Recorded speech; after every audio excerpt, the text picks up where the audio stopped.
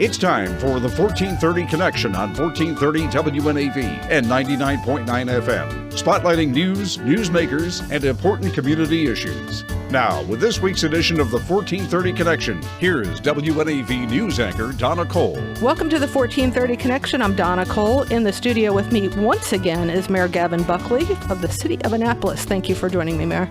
Great to be here, Donna. Thank you for having me. So one of my favorite topics to talk about, not that I like when it happens, but it is tidal flooding at Dock Street. And you have implemented a new thing. We've talked about this ever since day one, since you started. Tell me about that. So we have a plan, short-term, mid-term, and long-term. But the short-term plan was sort of spearheaded by Ellie Tierney, the Ward 1 older woman, who is experienced in construction, and she couldn't understand why we couldn't move the water away from the front of the restaurants and off of Compromise Street when the tidal flooding came up through the storm drains. Dock Street? Dock Street, yeah. Okay. She sort of started to investigate it, and then we, after a few meetings and not a lot of success, we had a round table at City.Coffee, and we had Lisa Greco, David Gerald, and this group of people that move water, this company that move water sort of from one part of California to another. They go into disaster sites and they move the polluted water and treat it and put it back in. And through that meeting, we came up with an idea of plugging the drains completely so that the tidal water couldn't come in, and then putting a pump behind the plug so that when the storm water came in behind the plug, we could actually use that pump to pump the water over the top. And so far, it's been successful. Well, that's awesome, because I know the restaurant owners down there, especially the ones that I've spoken to, Ryan from Pip's Dock Street Dogs, he was kind of fed up with having to close for so many days. Yeah, it was embarrassing. I mean, especially, well, first of all, we owe it to the business owners not to just give up on this and think that, there can't be a solution. So we're not that kind of administration. We're a sort of administration that digs in and rolls our sleeves up and tries to come up with solutions. So we know that that's affected the bottom line of those businesses for a long time. It was happening with more and more frequency, and we know this is going to help them. So it's really exciting to get one side of Ego Alley taken care of. We believe we can get the other side of Ego Alley taken care of. On the Compromise Street side, there's a little more technicality to that because the seawall there is low, so the water actually comes over the top of the seawall. So we are going to have to build a wall, but we're going to make Eastport pay for it. And you heard it here first. Okay, then. That's perfect. Well, this is going to take... I love Eastport. I love Eastport. This short-term plan we can do in-house. So we can replicate what we did on the Dock Street side. It was about 3 storm drains, maybe 4, that we plugged, and we put 4 pumps in, and then we believe we can do that on the other side. It's one bigger pump's going to be needed, but you have to build up the seawall a little bit between the Fleet Reserve and between faucets, so that it dips down there. You'll see where the water comes across there.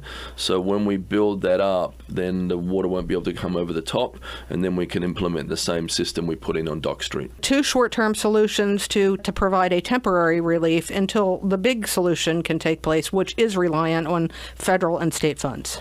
Yes, so the midterm solution is the pump system, the $12 million idea that was sort of designed before I came into office.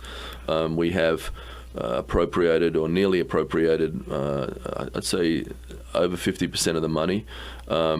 We're waiting for $3 million of it to come federally, and the first phase of that will be on the Compromise Street side, where we will basically build a big sump and then install a pump house and a generator next to the pump house, and then realign all the storm drains so that they head to that sump. And then when it goes to a certain level, it hits that sump, and then it gets pumped back in, and that stops the flooding that takes place during tidal and storms. With the storms, we've seen the Annapolis Waterfront Hotel, that's had some other names in years past, be really inundated with water. Yeah.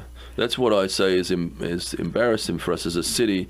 If you're a visitor from out of town and you get blocked from going to businesses, or if you're trying to come across the Eastport Bridge and you have to turn around and go all the way around town, I don't think people really understand that, that we haven't solved that. So I'm pretty excited, especially to get the Compromise Street side done, because that affects a lot of people, trying to get the kids to school, trying to commute across town, trying to get to the Naval Academy. Right. We're going to take a short break. We'll be right back on the 1430 Connection.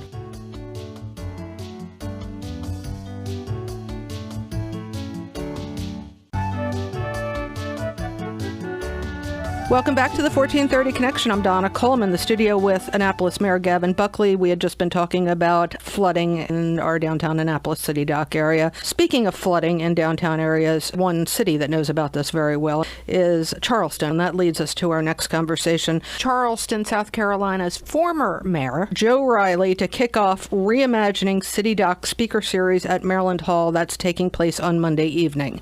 You've had a vision for Annapolis to sort of look like Charleston. Yeah, I think we can learn some things from Charleston. Of course, everything has to be done with our own flavor, but there are similarities in that city. Joe Riley was the mayor of Charleston, I think, for one of the longest serving mayors in the country, and he's the architect of the Charleston that we know today. So the Spoleto, the food, the different initiatives that he's done are things that we can learn from. Mm-hmm. So we're very lucky to have got him to come here to be the first speaker in a speaker series that we're doing to complement the ULI study that is currently underway. So that's at Maryland Hall. Once again, it starts at 7 p.m. It's free. A special reception will be held from 6 to 7. That's $50. One of the things that Charleston's bigger than Annapolis, so some of the stuff that might work in Charleston, won't work in Annapolis. Plus, there's a culinary school in Charleston that has created this great food industry there. Yeah, definitely. But, we could have one of those one day too, So, but it is especially important to learn from kind of probably some of the mistakes that Charleston has made or whatever. So they've had a lot of similarities to us. So I just think it's great. So we really want people to come to this. So that's why we have made it free. The VIP event, if you would like to meet Joe Riley, if you've ever wanted to meet the mayor of Charleston, the mayor's mayor, the $50 actually goes to cover the costs of him being at Maryland Hall. So it's not to anything else but that. Have you ever talked to him about flooding situation? I haven't, and I'm very interested to see his presentation because they have very much the same issues as us. We all are going to be, especially waterfront towns, we all have to realize, what we're going to do to protect our citizens and protect our buildings because it's coming, and so we need to be ready. We want Annapolis to be the resiliency capital of America. We truly believe that we're going to have some initiatives in this administration to put us on the forefront of that in the country. Okay, you mentioned protecting our citizens. One of the topics I wanted to talk to you about today is the city of Annapolis is our capital city. Our fire department here does not have some things that maybe they should have. I know budget process just went through. I know a lot of this was talked about during the budget process, including the Special Finance Committee on April 29th. Chief Stokes spoke. This is a situation that I've asked about over and over again. In our capital city of Maryland, our fire department here does not have a public information officer. It wasn't in the budget in the past. The person that most recently was acting in the capacity is a firefighter/paramedic. Because of overtime, he was taken off of PIO duties. Their last social media post was in March of this year. If the fire department cannot respond to calls from media or communicate issues that should be communicated to the public, isn't this a public safety issue? I'm not aware that there's not a direct person on that, so I will look into that. I know that Amy does a good job for that. Absolutely, Amy with the Annapolis Police Department does, and yes. And Mitchell does a great job as well for the city, so let me look into that. Okay, on top of that, the public needs to be advised on where their tax dollars are being spent, so even if we, the media, can't immediately get a hold of the fire department when there's a fire, the fire department can't report all that they're doing if there's no PIO doing that, specifically for the fire department, not Mitchell with the city of Annapolis and not with the the Office of Emergency Management. There's something else that Chief Stokes discussed during that meeting. This is a train wreck coming, he said. This is cancer rates in firefighters, and there's some specific cancers that are seen in firefighters that they are really having a tough time with, all firefighters nationwide, and that's going to affect workers' comp. He said the window is getting wider and wider. Prevention requires new programs and procedures that cost money. This is him saying that I need these things taken care of in the budget. On top of that, turnout gear shouldn't be sitting in vehicles with off-gassing going on. They need new things for that, including whole other sets of turnout gear for each firefighter, fire boat that is 13 years old. So those are some issues that were discussed.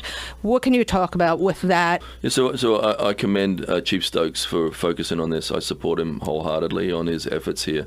We know that our first responders put their lives in danger every single day, and they're exposed to all sorts of toxins. And so, but I think that, there hasn't been a focus on that, really, the long-term effects. So you have firefighters, retiring and then feeling the effects, decades later.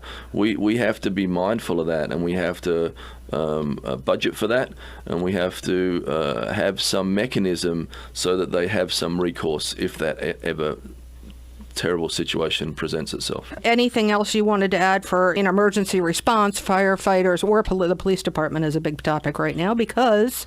we fought pretty hard for the police, all the first responders in the last budget. And as a mayor, I won't compromise public safety, so I will fight for those things in every budget. We are currently working on the new police chief. We've had an amazing response to that. We had 60 applicants.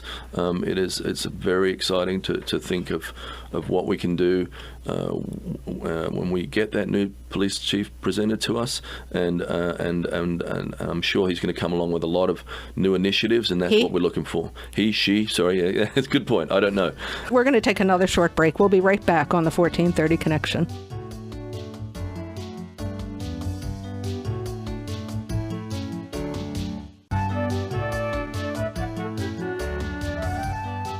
Welcome back to the 1430 Connection. Donna Cole here. I'm speaking with Annapolis Mayor Buckley. We've just been talking about firefighters, police departments, and flooding at City Dock. Now I have some sort of maybe smaller topics to some, maybe bigger topics to others. We talked about this when you first came to office. Feeding ducks bread is bad for them. Bad for Spa Creek, bad for the Chesapeake Bay. You said you'd look into that when we first started. Where are we at? You definitely said that was a priority of yours. Obviously, we should put a sign down at City Dock. I haven't really followed up on that since our last meeting, but I know that exactly what you say is true. So maybe we need some signage down there. We are working on this, a completely different thing, which is probably not good for ducks or humans, is our no discharge zone. That is coming up soon on May 23rd. We're going to be announcing that. I'll be doing that. It's the start of the boating season. I have a boat in Spa Creek. My kids swim in the Chesapeake Bay and in Spa Creek. So get rid of the poop, is what you're saying. Exactly. We want to put some signs up as well as that say, don't pee in our pool, or something like that, because it was amazing to me to come into office and realize that wasn't a thing. So I know in Newport there are strict fines for people that discharge into the rivers and waterways. We want to send a message that we care about our creeks, rivers and streams, and that you have to be respectful of that. And I think most boaters are. I think that really most people don't do that, but I think you always need to raise awareness. Where are we at with Pip Moyer and the thought of privatizing it? I don't support that. So I think there's a lot of... I just came from Pip Moyer right today. I played a game of pickleball with Stuart Pittman and Chris Trombauer and the city manager, Teresa Sutherland. And would you care to discuss who won? We let them win. So Okay. Because we need some things in the next budget. Again, you heard it here first. All right, so there's that. You do not. You're not all for privatizing Pip Moyer. I know you had looked into it in the past, though. You had said. Yeah, I think you have to investigate. You have to get information. I love it that the Y see some potential in the city, so I would love them to create another location in the city. I think you can never have enough and Truxtun recreation. Truxtun Park Pool will be opening up soon, and following the season, that gets a facelift, a big one. We've got some exciting things coming. So after the swim season, the day we close the pool, we will start construction on the new pool, and so we can deliver it by the following summer, and then. Also the library. The library's we're going to have a new library. And then, my goal here is to connect all these areas through pedestrian and bike trails so that you could come across Forest Drive safely across a bridge, come across Spa Road safely and get to the pool or the library and only have to cross one road. That's my goal. So if you connect all these great amenities that we have, it definitely makes your city much more livable. Speaking of pedestrian safety, I know the traffic light down at City Dock Street Marketplace was on your list of to-dos. How are we with that? I think we shelved it until the ULI study is done. So the ULI study recommended a light there that was some part of their 2-day deliberations. But now we have the implementation group working for the next 6 months to work on ways to implement those ideas. So we've held back on that to see. Look, my belief is that. It's a Russian roulette when you're at that crosswalk between Market House and so I believe there is a problem there. Some people say there isn't a problem. I'm not sure where they're coming from, but if you're in a car, there's a problem. If you're a pedestrian, there's a problem. It's interesting, and I don't disagree with you, but it's interesting that much of these problems began with the addition of another crosswalk, and I think a lot of people would say this. Is that right. part? I mean. I like the idea of a pedestrian light because you could press a button and then you could diagonally walk, and then when the person was red, you would stay still and the cars would be able to go. And so I like that idea because you can get multiple directions. Yeah, no doubt. But the crosswalk that was added in recent history, I don't know how long ago, that goes from City Dock over to the Market House. That was the weird thing that seemed to throw everything into... Yes, no? Yeah, I think so. And even when you have a crosswalk person there, it's still not easy, There's still, it doesn't seem to make it, it doesn't seem to make it any more fluid. But we'll see. I'm hoping to get the cars off of City Dock. So we hope to reduce that amount of cars there.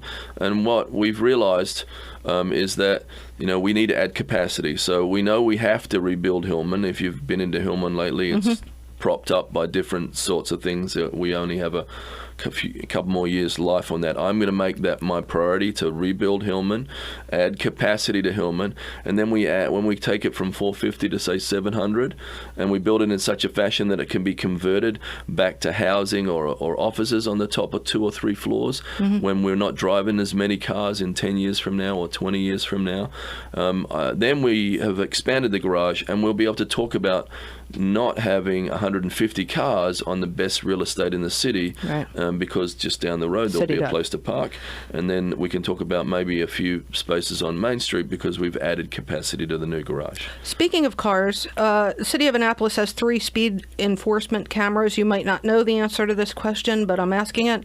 Are they still operational? I'm not familiar with any schedule for the speed cameras. I know that I'll get an alderman will call me if one seems to be in his jurisdiction, his ward too much, and ask me about it, but it's not something that I weigh in on. Mayor, thank you very much for joining me today. No worries. It's always great to be here. Thank you. This is Donna Cole. This is the 1430 Connection. We will see you next week.